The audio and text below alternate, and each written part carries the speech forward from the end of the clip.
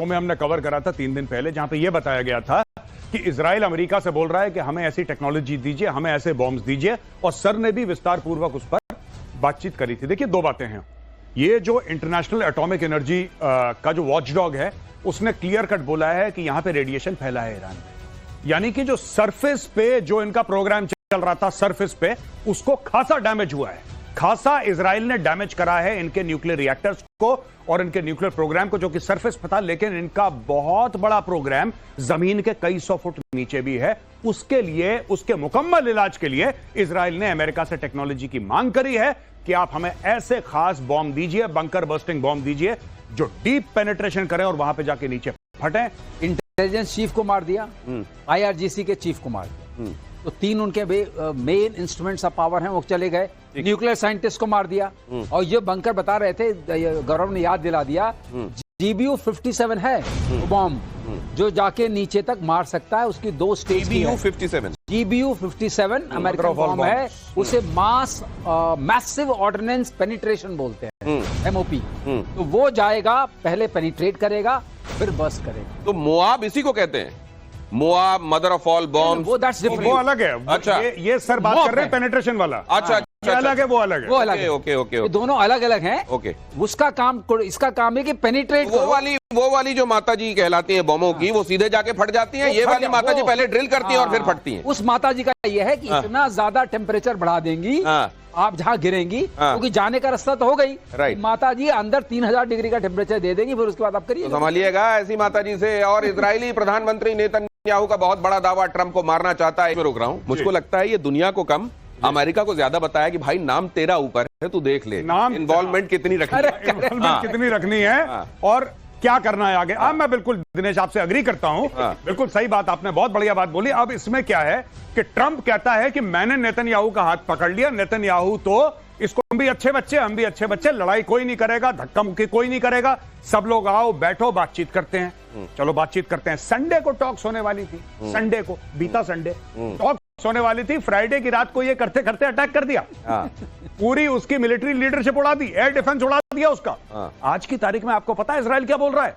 Israel ये बोल रहा है कि we have complete air superiority over Iran. उनका स्टेटमेंट आया, वी हैव कंप्लीट, और सर बताएंगे what is the meaning of complete air superiority. क्या है दिनेश? कंप्लीट एयर सुपीरियरिटी का एक दृश्य भी आया था, वो उस एयर स्पेस में रिफ्यूलिंग कर रहे हैं, एयर टू एयर रिफ्यूलिंग कर रहे हैं। ये मामला बड़ी शांतिपूर्ण जगह होता है, वो आराम से कर रहे हैं, इससे कोई खतरा ही नहीं है। अब बताइए, ऐसे माहौल में आपकी एयर स्पेस गई हाथ से, आर्मी काम नहीं कर सकती क्योंकि there is a difference of 1000 kilometres. अब आपका मिसाइल्स बच गई हैं। मिसाइल्स में अगर आपका वो नहीं जाता, जिसको आप लेके पौवा कुछ लोग कहते थे पहले, तो वो है नहीं, क्योंकि वो तो मार दिया। अब ये जो बता रहे थे, उसमें एक चीज और याद आई, जो गौरव ने बताया कि ऊपर उन्होंने पूरा साफ कर दिया, ऊपर सारा तो नागरिक है वहां के ईरान के, उनको एड्रेस करा है कि देखिए हम दयावान लोग हैं, हम दयावान है, बड़े दिल वाले हैं, हम आपको पहले बता रहे हैं कि आप निकल लो मलबा बनने वाला है तेहरान, ठीक है, तो आप लोग पहले निकल लो। और फिर अपनी तारीफ करते हुए इजराइल ये कहता है कि देखो ऐसा कहां होता है दुनिया में जो 3 दिन पहले कोई बता दे कि मलबा होने वाला है। पहले से बताकर आपको निकलने का टाइम देकर, अगर आप उसमें देखेंगे, वो विजुअल्स इस समय बड़े राउंड कर रहे हैं जी, तो एक तरफ डिवाइडर के इस तरफ लाइनें लगी हुई हैं, उधर से आने वाली 1-2 कारें हैं जो तेहरान के अंदर एंट्री ले रही हैं। अगली खबर देखिए, खमेनाई पर अटैक करना इजराइल के लिए मुश्किल, लाबीजान के बंकर में है भाई साहब जी। नहीं, इजराइल इसको देखिए, मैं आपको बात बताता हूं, बड़ी बढ़िया बात करी है इजरायलीज ने इस बारे में। लगातार नेतन्याहू संपर्क में है जो वहां के लोकल लोग हैं, और लोकल लोगों से यह कह रहा है, उसको पता है कि लोग पहले विद्रोह कर चुके हैं कई बार खमेनेई के खिलाफ, खासतौर से उस हिजाब के केस में लोग आ गए थे, 100-200 लोगों को गायब कर दिया था, जान से मार दिया था। अब नेतन्याहू कह रहा है कि देखो, मैं आपको, आपकी इज्जत करता हूं, मैं आपसे प्यार करता हूं, और इस लड़ाई में आपका कोई लेना देना नहीं है, मैं ये भी जानता हूं, इसलिए जो एक्चुअल में वहां पे असुर शक्तियां हैं, हम उनको टारगेट कर रहे हैं, हम आपको टारगेट नहीं कर रहे हैं। पहली चीज। दूसरी बात है कि मैं ये चाहता हूं कि आप अपने अधिकार के लिए आज खड़े हो जाएं और आप विद्रोह कर दें खमेनेई के खिलाफ। तो ये भी एक बात चल रही है कि विद्रोह कर दो, इसको निकालो, इसको ये किसी बंकर में छुपाओ। एक बार लोग गुस्सा हो गए ना, एक बार मोसाद के पास ऐसे कई 100 सिनेरियो रहते हैं एट अ टाइम। ज्यादातर इंटेलिजेंस एजेंसीज करती हैं, मोसाद खास तौर पे इसके लिए मशहूर है कि 1000 से अगर ऐसा हुआ तो हम ये 5 चीजें करेंगे और अगर वैसा हुआ तो हम ये 10 चीजें करेंगे। उसके ऊपर पैसा भी लगाते हैं, समय भी लगाते हैं, मैन पावर भी लगाते हैं, प्लानिंग भी लगाते हैं, और अगर वो सिनेरियो फिट हो गया तो बस उसको स्लॉट में डाला और आगे बढ़ा दिया। यही काम अब कर रहा है Mossad. They have planned this. ये जो बीच में बात हुई थी कि उनके एयर डिफेंसेस उड़ा देंगे, जो उन्होंने राइजिंग लाइन के समय करा था, वो 1.5 साल से प्रिपेयर कर रहे थे भाई लोग, 1.5 साल से। ये समझ लीजिए अब ये राइजिंग लाइन, ये पहले ये जो शेर है ना, ये ऐसे छलांग लगाता हुआ वाला शेर, ये झंडे में होता था इजराइल के 79 तक। और इजराइल ईरान युद्ध में अमेरिका का एक्शन, यूएसए को लगा नहीं कि यार कम से कम कह ही दिया है। वो जो शोले में एक डायलॉग है कि पार्टनर अब बोल दिया है तो देख लेंगे। इसने बोला तो ये बोला कि भैया मैंने चुपके से बोला था, तुम खुले खुल्लम खुल्ला बोल रहे हो। अच्छा, मैंने कान में फुसफुसाया था कि ऐसा होगा तो मैं देख लूंगा। तुमने सार्वजनिक बयान क्यों दे दिया? तुमने दिया बयान, वो हमें मार देगा, हम ऐसे बैठे। मैं एक बात बताऊं, ये ईरानी जो है ना, ईरानी ये लोग मुझे लगता है बड़े मासूम है। ये लाहौरियों के चूरन के चक्कर में फंस गए। इनको लाहौरियों ने चूरन पकड़ा दिया कि तुम चिंता मत करो, देसी भी मुसलमान थे, तुसे भी मुसलमान, अगर तुम्हारे ऊपर न्यूक्लियर स्ट्राइक हुई तो हम तेल अवीव को तबाह कर देंगे। ये बोला इन्होंने। उसके बाद ये खुश हो गए कि भाई देखो न्यूक्लियर पावर हमारे साथ खड़ा हुआ है। जैसे ही इसने अपना बयान सार्वजनिक करा, पाकिस्तान ने वही पुराना बयान अपना दिया। मैं तो मजाक कर दिया। मतलब ये कि असल में पाकिस्तान की तरफ से कही हुई बातों को ईरान ने कुछ ज्यादा गंभीरता से ले लिया, और उस गंभीरता पर अमल करते हुए जब सार्वजनिक उसने बातें की तो पीछे से आवाज आई, अरे ये तो ऐसे ही कहा था मजाक में। अगली खबर देखिए, ईरान पर इजराइल की एक और चोट, कुद्स फोर्स कमांड सेंटर पर अटैक। IR का गया, ये कुद्स फोर्स का गया, ये इनका एयर डिफेंस वाला मामला गया, ये इनके आर्मी का गया, ये एयरफोर्स वाला गया। ये एक एक करके मार रहे हैं और एक एक करके टिक लगा रहे हैं उसके आगे कि ये भी निपट गया, ये भी निपट गया। पूरी की पूरी टॉप मिलिट्री और इंटेलिजेंस लीडरशिप भाइयों ने साफ कर दी है। अब देखिए दूसरा बंदा आएगा, उसको टाइम लगेगा सीखने में, उसको टाइम लगेगा एडजस्ट करने में, और ये उसको भी निपटाएंगे।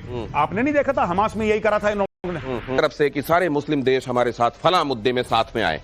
ये खुद क्यों नहीं निभा रहे हैं फिर ईरान के समय? ये देखिए, मैं आपको एक बात बता रहा हूं, जो अरब कंट्रीज हैं, जो अरब मुस्लिम देश हैं, वो बड़े ही रिस्पॉन्सिबल, ज़हीन और मैच्योर किस्म के हैं। ये पाकिस्तान है, ये बावला टाइप का, ठीक है। और दूसरी चीज, जो पाकिस्तान कहता है न्यूक्लियर पावर, भाई साहब 140 अरब के तुम्हारे लोन हैं। मैं पाकिस्तानियों से पूछना चाहता हूं, जो गोरा तुम्हें बड़े बड़े चेक काट के देता है, आज 5 अरब ले लो, कल 10 अरब ले लो, उसके एवज। और दूसरी बात, मिडिल ईस्ट में 8 देशों में यूएस की बेसेस हैं। बहरीन में तो 5th फ्लीट है। ये क्या करेंगे? ये ऐसे कुछ नहीं, कोई ब्रदरहुड वगैरह। ये तो आप ये कह रहे हैं कि इन्होंने कह दिया होगा, ईरान को कह दिया होगा, तुम चिंता मत करो, ऐसी स्थिति आई तो मैं तैयार हूं, मेरे पास न्यूक्लियर भी है। और जब तक ये बात उन्होंने, वो हाइपरसोनिक मिसाइल, अच्छा, कार्बन कंपोजिट से बनी है, उसका RCS बहुत थोड़ा है। कार्बन कंपोजिट से मतलब जो आपके जैसे जहाज बनते हैं। अच्छा, ओके, अच्छा, जो हल्के होते हैं और बहुत मजबूत होते हैं। अच्छा, वो रडार में उसका इतना रिफ्लेक्शन नहीं आता है। अच्छा। और दूसरी बात यह है, MARV है, आपने MIRV एक बार आपने बात की थी। ये मैन्यूवरल री एंट्री व्हीकल्स है। ओके। तो ये कार्बन लाइन से, मतलब वायुमंडल से बाहर जाती हैं 100 किलोमीटर से ऊपर, वहां से जाके नीचे आती हैं, लेकिन बैलिस्टिक रूट पे नहीं आती हैं, मैनोवर करके आती हैं, इसलिए इनको पकड़ना बड़ा मुश्किल है। तो जो इनके पास, जैसे आपने बताया, आयरन डोम बहुत प्रचलित है, वो रॉकेट, ये जो मनूवर जिसको कर सकते हैं वो तो क्रूज होता है। थोड़ी इज्जत रखवा रहा है मेरी। पाकिस्तान के पास हाइपरसोनिक वेपन्स नहीं थे। हाइपरसोनिक वेपन्स सिर्फ 3-4 देशों के पास है। रशिया के पास है, इवन अमेरिका के पास जो अभी है वो पूरे टेस्टेड नहीं है। अच्छा। और हिंदुस्तान के पास है। ओके, बता दें आपको। अच्छा। ऐसा नहीं कि हम पीछे, हमारे पास है। तो ये वाली जो मिसाइल है इनकी, क्या इसका तोड़ इजराइल को नहीं दिख रहा है? वही मैं बता रहा था आपको, है तोड़। लेकिन कभी कभी ऐसा होता है, कितना भी आप वैसा चक्र बना लें, सुदर्शन चक्र, 1-2 उसमें से निकल जाते हैं। अच्छा। और ये लीकेज ही है जो हो रहा है, ये लीकेज है। तो ये देखिए, ये कई सारा इजराइल का multi layer air defence system आप यहाँ पर देख रहे हैं, हमारी टीम ने तैयार किया है।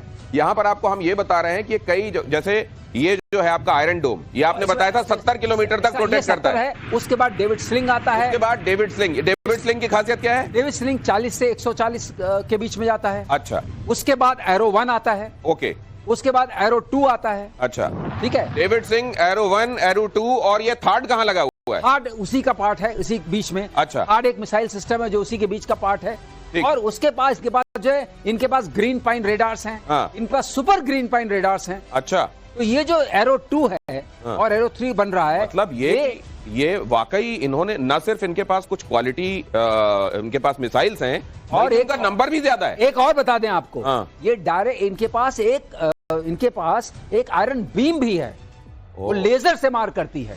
ईरान के पास है? नहीं, अच्छा, इजराइल के पास है। ओके। तो अब आप कहेंगे जब इतना सब अंतर शस्त्र है तो कैसे ये लीक थ्रू कर जा रहे हैं? हाइपरसोनिक मिसाइल में तकलीफ होती है। अच्छा। उसको ये प्लग कर रहे हैं। अभी उसको AI इनेबल्ड सिस्टम ये उन्होंने बनाया हुआ है और अब मुझे उम्मीद है जो अगला दौर आएगा उसमें ये पेनिट्रेट नहीं कर पाएगा। अगले दौर की नौबत आएगी क्या? ये भी एक बड़ी बात है। इसीलिए मार रहे हैं, उनके लॉन्चिंग सिस्टम को मार रहे हैं, अब दौर नौबत नहीं आएगी। अगली खबर देखिए, ईरान ने इजराइल के हाइफा शहर पर किया हमला, बैलिस्टिक मिसाइलें दागी, तेल रिफाइनरी में आग, हाइफा शहर में लगातार बज रहे एयर रेड सायरन।